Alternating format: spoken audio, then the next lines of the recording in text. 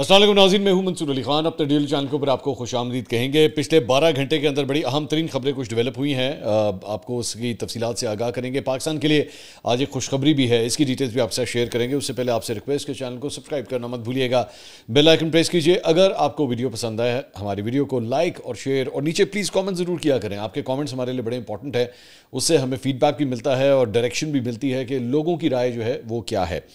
अच्छा जी, सबसे पहले तो एक बड़ी खबर जो है वो दहशतगर्दी के हवाले से ये है कि फितनतुल हिंदुस्तान के सरगना जमील उर्फ टीटक, इसके मारे जाने की मुसद्दका इतलात हैं। ये बहुत बड़ा एक दहशतगर्द था और इसका ताल्लुक जो है वो ज़िला पंजगोर से बताया जाता है। दहशतगर्द जो है वो पंजगोर और बुलीदा समेत मुख्तलिफ इलाकों में दहशतगर्दाना कार्रवाइयों में सरगर्म था।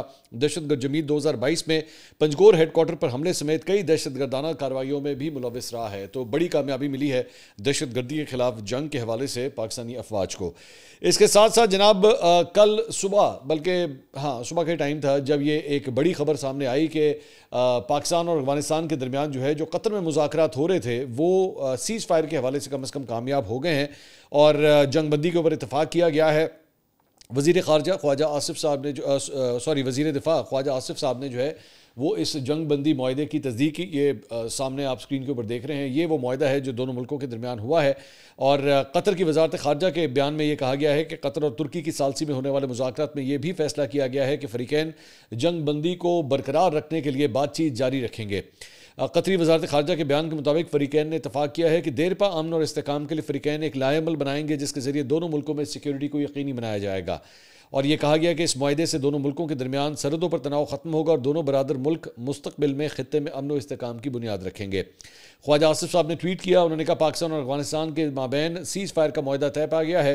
पाकिस्तान की सरजमीन पर अफगानिस्तान से दहशतगर्दी का सिलसिला फिलफौर बंद होगा। दोनों हमसाया ममालिक एक दूसरे की सरजमीन का एहतराम करेंगे। अल्हम्दुलिल्लाह 25 अक्टूबर को इस्तांबुल में दोबारा वफूद में मुलाकात होगी और तफसीली मामला के ऊपर बातचीत होगी। हम कतर और तुर्किया दोनों बरादर ममालिक के तहे दिल से शुक्रगुजार हैं।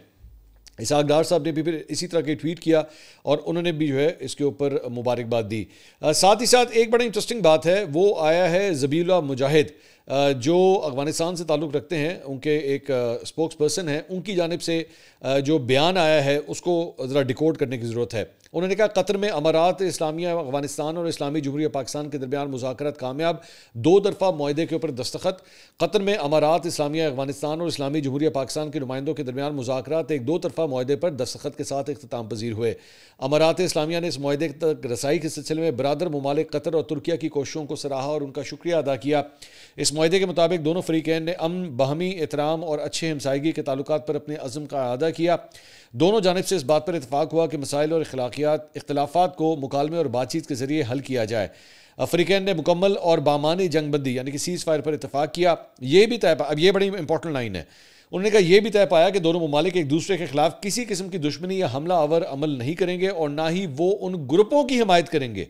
यहाँ से बात शुरू होती है, ना ही वो उन ग्रुपों की हिमायत करेंगे जो पाकिस्तान की हुकूमत के खिलाफ कार्रवाइयाँ करते हैं। दोनों ममालिक के दरमियान ये भी तय हुआ है कि वो एक दूसरे के सिक्योरिटी फोर्सेस, शहरियों या तनसीबात पर कोई हमला नहीं करेंगे। मुस्तक़बिल में बरादर ममालिक की सालसी से एक नया मेकनिज़म कायम किया जाएगा जो दो तरफ़ा दावों का जायज़ा लेगा और इस मुआहदे पर अमल दरामद को यकीनी बनाएगा। अब ये ज़बीउल्लाह मुजाहिद की जानिब से बेसिकली ये जो बयान आ रहा है और इसके अंदर ये जो ख़ास इंपॉर्टेंट लाइन है कि और ना ही वो उन ग्रुपों की हिमायत करेंगे जो पाकिस्तान की हुकूमत के खिलाफ कार्रवाइयाँ करते हैं। ये है पाकिस्तान की जीत, ये है असल पाकिस्तान की जीत। क्योंकि मैंने आपको बताया था कि ये सारा मामला जो है वो सिर्फ इसी एक पॉइंट के ऊपर है कि टीटीपी को आपने सेफ हेवन्स दिए हुए हैं, आपने उनको वहाँ पे कॉरिडोर्स दिए हुए हैं जहाँ पे वो एक्टिविटी समथिंग करते हैं और पाकिस्तान के अंदर आके दहशतगर्दी फैलाते हैं। तो पाकिस्तान की इस मामले के ऊपर जो है वो बड़े शदीद किस्म के तहफ़्फ़ुज़ात थे और ये जो फायर वगैरह हो रहा था और जो बॉर्डर के ऊपर ये सिचुएशन बनी हुई थी वो सिर्फ इस पॉइंट के ऊपर बनी हुई थी। तो अब आपने अफगानिस्तान को इस बात के ऊपर मनवाया है, एक्सेप्ट करवाया है कि हाँ जी ये हम इन ग्रुपों को अब ऑपरेट नहीं करने देंगे। मैं अभी उस डिटेल में नहीं जा रहा कि ये होता है या नहीं होता, वो बात की बात है, लेकिन कम से कम आपने एडमिट किया है, आपने एडमिट करके माना है कि हाँ जी ये ग्रुप्स वहाँ पे काम करते हैं और अब हम उन्हें नहीं करने देंगे। आपने इन रिटर्न, जिसमें दो सालिस मौजूद हैं, जिसमें कतर मौजूद है, तुर्किया मौजूद है, उसकी सालसी के अंदर इस चीज़ को एडमिट करवाया। अब मैं देख रहा था पिछले 24 घंटे से हमारे जो पाकिस्तान तहरीक इंसाफ के हमारे भाई हैं चंद, ख़ास तौर पे उनके जो यूट्यूबर्स हैं या सहाफ़ी जो उनके साथ अटैच हैं। वैसे तो शर्म की बात आती है जब आप कभी कहें कि कोई आप सियासी जमात के साथ अटैच हैं, आपकी सहाफ़त इधर ही ख़त्म हो जाती है। बहरहाल वो क्या बयानिया बिल्ड कर रहे हैं कि जी देखें फिर मामला जो है वो मुज़ाकरात के ज़रिए ही हल हुए ना, फिर हुए तो मुज़ाकरात के ज़रिए ही। और मेरे भाई मुज़ाकरात के ऊपर लाए आप किस तरह हैं उन्हें? असल पॉइंट तो ये है, कहने मुज़ाकरात तो पहले भी कई दफ़ा हो चुके थे, कई दफ़ा वो तो मानते ही नहीं थे, वो तो कहते ही नहीं थे नहीं जी हमारे यहाँ तो कुछ भी नहीं है। और ये जो भी फायर वगैरह हुए हैं या बॉर्डर के ऊपर जो भी टेंशन हुई है उससे पहले तो वो मानते ही नहीं थे। वो कहते नहीं नहीं हमारे यहाँ तो कोई ऐसी कोई चक्कर ही कोई नहीं, कुछ भी नहीं है सर, नथिंग एट ऑल। जब आपने उनको फेंटा है, ठीक है, पार्डन माई वर्ड्स, लेकिन जब आपने उनको फेंटा है, उनके 2-4 दांत तोड़े हैं, आपने जाके बम गिराए काबुल के अंदर, कंदहार के अंदर, पख्तका के अंदर, इन तमाम जगहों के ऊपर जब आपने बम गिराए, तब उनको पता लगा कि नहीं भाई पाकिस्तान मीन्स बिजनेस। पाकिस्तान ये वो वाला पाकिस्तान नहीं रहा हुआ जो आज इस मरतबा जो है वो साल के आगाज में था। मई के बाद पाकिस्तान तब्दील हो चुका है। मई के बाद जो है वो अब खित्ते के अंदर पाकिस्तान अपनी एक डोमिनेंट पोजीशन में खड़ा हुआ है। वो अगर इतने बड़े भारत को जो है वो नाको चने चबा सकता है तो अफगानिस्तान किस खेत की मूली है? सो आपने उनको इंसान का बच्चा बनाया अब जाके, ये चक्कर है सारा। एंड नाउ दे नो कि पाकिस्तान जो है वो एम ही कोई गिदड़ भपकिया नहीं मार रहा था कि जी मैं ये कर दूंगा वो कर दूंगा, करके दिखाया है आपको। ये इस चीज का फर्क है। नहीं पता ना इन लोगों को, ना इन्होंने कभी फॉरेन पॉलिसी के बारे में पता है, ना इन्होंने कभी वॉर रिपोर्टिंग की हुई है, ना इनको आइडिया है डिप्लोमेसी क्या होती है। आपको अपनी जिसे कहते हैं ना अपनी पोजीशन को एक स्टेप ऊपर लाना पड़ता है आपको, और फिर आप मुज़ाकरात की टेबल के ऊपर बैठते हैं। इस तरह थोड़ी होता है। इस तरह तो आप 36 दफ़ा उनको मुज़ाकरात की टेबल के ऊपर बिठा दें, वो कहते हैं जो करना जो कर लो, क्योंकि उनको फ़र्क ही नहीं पड़ रहा था। उन्होंने कहा ये तो बैठेंगे 2 कप चाय पियेंगे उसके बाद मैंने चले जाना, कहानी ख़त्म। अपनी हमारी पोजीशन वही की वही है, और पाकिस्तान के अंदर दहशतगर्दी वैसे ही चल रही थी। अब आपने जब उन्हें फेंटा है, अब आपने उनको 4 लगाई हैं, तो अब उनको समझ आई है कि नहीं भाई इस तरह नहीं हो सकता, हमें इसके बारे में कुछ करना पड़ेगा। हमने ये जो रखे हुए ना, जो बुलटेरिए और बुलडॉग्स रखे हुए हमने, जो पाकिस्तान में जाके दहशतगर्दी करते हैं, हमें उनको पट्टा डालना पड़ेगा। ये फ़र्क है इस चीज़ का, और इस वजह से अब आपको इतनी तब्दीली नज़र आ रही है। सो ऐसा नहीं है ये बैठ के, मुझे पता है इनका तो काम यही है। मैं बार बार वही कहता हूँ कि ये तो हर स्याह सफ़ेद कुछ भी हो जाए भाईजान, जो ये कर रहे हैं बिल्कुल ठीक है, ये गलत हो ही नहीं सकते। इनका तो इनकी रोजी रोटी उसके ऊपर चलती है। इन्होंने किस तरह बैठ के कभी मजाल कभी डिसएग्री कर लें कि हाँ जी इमरान खान साहब गलत भी हो सकते हैं। इनका कुछ नहीं हो सकता। I can understand that. इनकी रोजी रोटी इन्होंने पता नहीं कितने सालों से इन काम के ऊपर लगी हुई है। इनकी दुकान पे प्रोडक्ट ही सिर्फ आप इनका वो जैसे जिस तरह आप जाते हैं ना किसी एक परचून की दुकान पे जाते हैं तो आप उसको कहते हैं भाईजान जूस कौन सा है, तो वो आपको बताएगा जी 4 कंपनियां मेरे पास। वो कहेगा फ्लेवर कौन सा है, वो कहेगा जी मेरे पास आम का है, एप्पल का है, वो ऑरेंज का है, ग्रेप्स का है। ठीक है, वैरायटी होती है ना। इन लोगों के पास आप जब भी जाएंगे ना आपको सिर्फ एक ब्रांड मिलेगा, और जूस का भी सिर्फ एक ही फ्लेवर मिलेगा, एक ही सियासी जमात का, नो मैटर वो। इनके पास और कोई कंपनी नहीं है। इनकी नज़र में कभी कोई और कंपनी, कभी कोई और जमात कुछ भी कर ले वो गलती होगी। सो मैं ना इनको साफ़ी मानता हूँ, ना ये इस काबिल है कि इनको साफ़ी कहा जाए, ये इस काबिल नहीं है। खैर, एक और बड़ी इंटरेस्टिंग बात यहाँ पे, मतलब जब ये सारी सूरत हाल चल रही है तो वहीं पे महमूद खान अचकज़ई साहब, जो कि अब हमारे नामजद अपोजिशन लीडर हैं, ये ज़हन में रखिएगा, पाकिस्तान तहरीक इंसाफ ने उन्हें नॉमिनेट किया हुआ है, वो क्या ट्वीट करते हैं। उन्होंने कहा जी अफगानिस्तान के साथ जो कुछ आप कर रहे हैं ये बंद कर दें। ठीक है, ये बंद कर दें। अफगानिस्तान ब्रिटिश एम्पायर, रूस और अमेरिका का कब्रिस्तान बना, खुदारा अफगानिस्तान को पाकिस्तान का कब्रिस्तान ना बनाएं। हम पाकिस्तान के तमाम हमसायों से शरीफ इंसानों की तरह जियो और जीने दो की पॉलिसी के तहत ताल्लुकात चाहते हैं। अचकज़ई साहब का बड़ा एहतराम है, सीनियर सियासतदान है।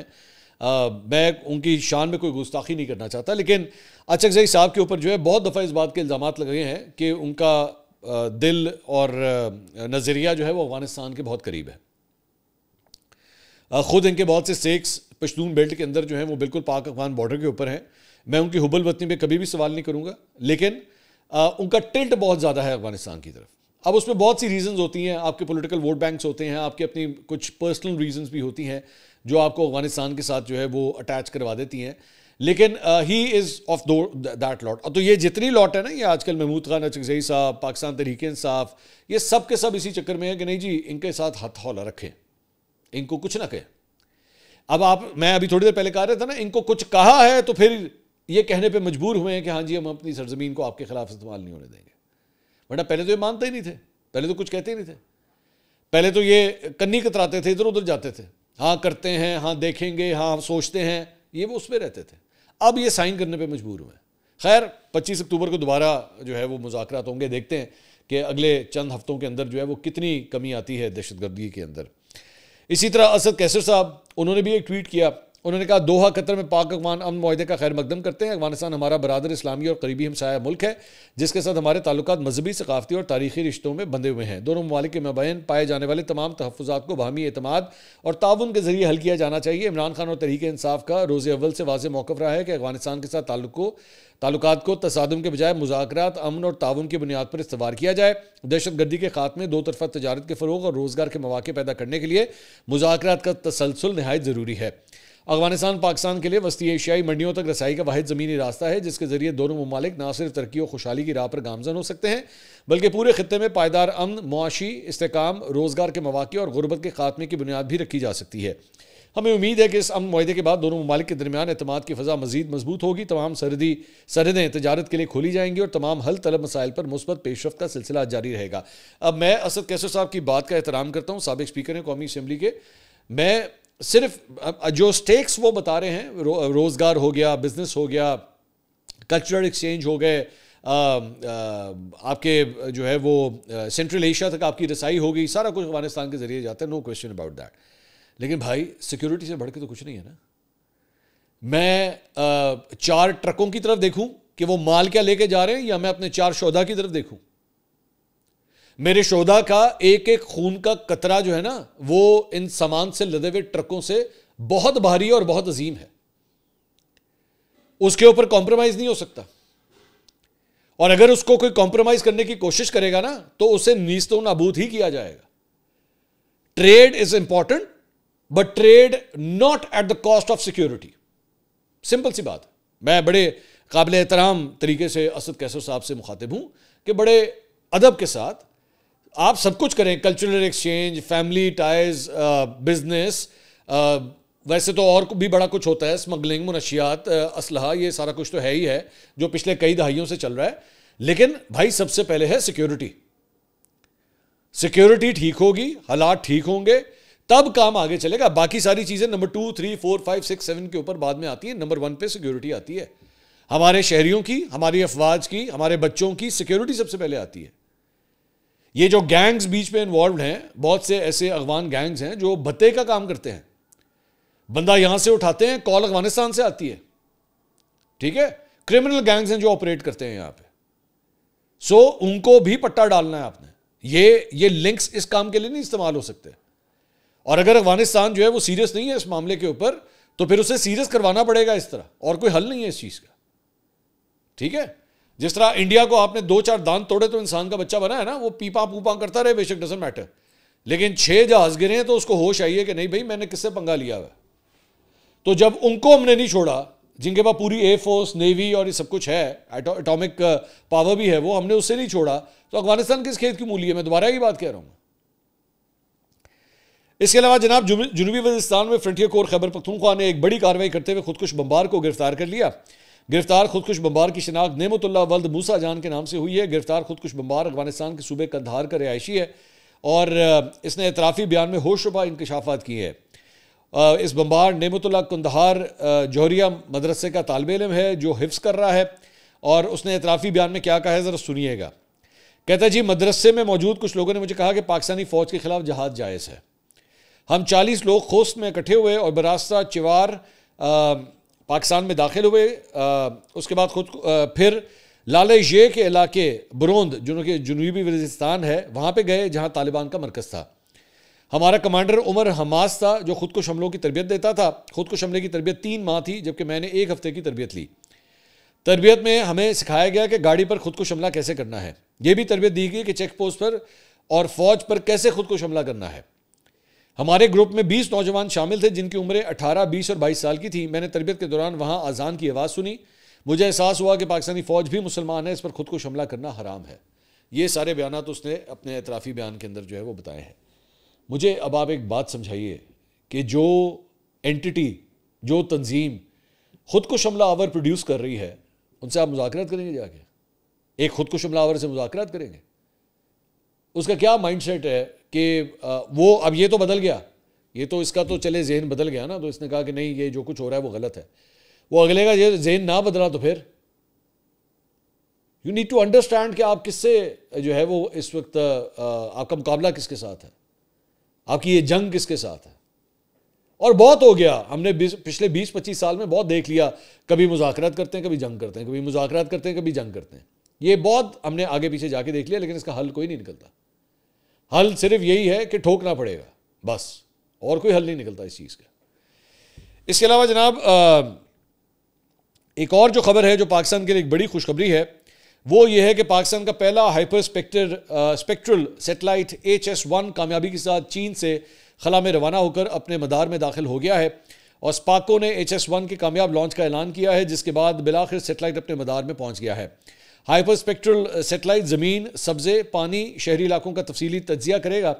जदीद सैटेलाइट सैकड़ों नूरी बैंड्स में दुरुस्त तस्वीर हासिल करने की सलाहियत रखता है, जबकि हाइपर स्पेक्ट्रल सैटेलाइट से ज़रई मनसूबाबंदी और माहौलियाती निगरानी में भी इनकलाब की तवक्को है। और चेयरमैन स्पाको मोहम्मद यूसुफ खान का कौम को मुबारकबाद का पैगाम देते हुए उन्होंने कहा कि हुकूमत पाकिस्तान की हिमायत से कौमी मनसूबा हकीकत बन सकता है। उन्होंने कहा कि हाइपर स्पेक्ट्रल सैटेलाइट से फसलों, मिट्टी और पानी के म्यार की दुरुस्त निगरानी मुमकिन होगी। जंगलात की कटाई, आलूदगी और ग्लेशियर पिघलने की मॉनिटरिंग भी उसमें भी मदद हासिल होगी। मजीद बना CPAC मनसूबों में जोग्राफियाई खतरात की निशानदेही में HS-1 मुआवन साबित होगा। इससे पाकिस्तान और चीन के खिलाई ताउन का भी नया बाब रकम होगा। उन्होंने कहा कि यह पाकिस्तान का खिलाई टेक्नोलॉजी में खुद इनसारी की जानिब मजबूत कदम है। स्पार्को मुल्क की समाजी और इक़्तिसादी तरक्की में अपना किरदार मजीद मुस्तहकम कर रहा है और हाइपर स्पेक्ट्रल सैटेलाइट पाकिस्तान के खिलाई प्रोग्राम में बड़ी पेशरफ्त है। हाइपर स्पेक्ट्रल सैटेलाइट HS-1 मुल्क को पायदार तरक्की के लिए उभरते हुए खिलाई रहनुमाओं में शामिल करेगा। सैटेलाइट अपने मखसूस मदार में दाखिल हो चुका है और पाकिस्तान की जानिब से इस साल ये खला में भेजा जाने वाला तीसरा सैटेलाइट है। सैटेलाइट की अपने मदार में टेस्टिंग को 2 माह लग सकते हैं, जिसके बाद सैटेलाइट मुकम्मल तौर पर फ़ाल हो जाएगा। अब ये कितनी बड़ी खुशी की खबर है कि पाकिस्तान का सैटेलाइट जो है वो रिलीज़ हुआ है।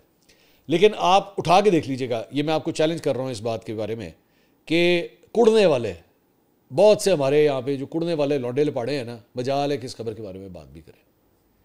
अब ये जो सैटेलाइट है ये ना मुस्लिम लीग नून का है, ना PTI का है, ना पीपल्स पार्टी का है, ये पाकिस्तान का है। ठीक है, पाकिस्तान का ही झंडा है इसके ऊपर। तो ये हमारे लिए बाइस फ़ख्र बात है ना, खुश हो इसके ऊपर, तारीफ़ करें इस बात की कि आज हमने जो है वो ये अचीव किया है, हमारा तीसरा सैटेलाइट जो है वो स्पेस के अंदर पहुंचा है। सो मुझे ना ये चंद ऐसी चीज़ें आती हैं, मतलब पाकिस्तान के लिए कोई खुशखबरी आई, ये कुड़ते रहने मुंह दूसरी तरफ कर लेंगे, नहीं इसके ऊपर हमने बात नहीं करनी। हम किस तरह कहते हैं कि पाकिस्तान के हालात अच्छे हैं? हम तो नहीं कह सकते, क्योंकि साडा लीडर नहीं है ना उत्ते, बस वो एक ही बात है, एक ही जगह सुई फंसी हुई। अच्छा, अनदर लीडर बिठा दो तो उसके बाद ये गंदगी को भी अगर सूंघेंगे ना तो उसमें भी कहेंगे क्या ज़बरदस्त खुशबू आ रही है, वाह वाह वाह वाह वाह, बहुत ज़बरदस्त। भाई अच्छा हो तो अच्छा कहें, बुरा हो तो बुरा कहें। ये अच्छा हो तो बहुत अच्छा हो जाता है अगर इनका लीडर बैठा हो, और बुरा हो तो तब भी अच्छा होता है। उसमें से भी निकालते हैं कि नहीं इसमें से हमने ये जो कूड़े का करकट पड़ा हुआ है ना, इसमें से हम मिठाई लेकर आए ये इस किस्म के लोग हैं। तो मुझे तो बहुत खुशी हुई कि यार पाकिस्तान ने अपना सैटेलाइट जो है वो लॉन्च किया है। अल्लाह करे इसी तरह ही चलता रहे यार, पाकिस्तान इसी तरह ही अल्लाह करे तरक्की करता रहे।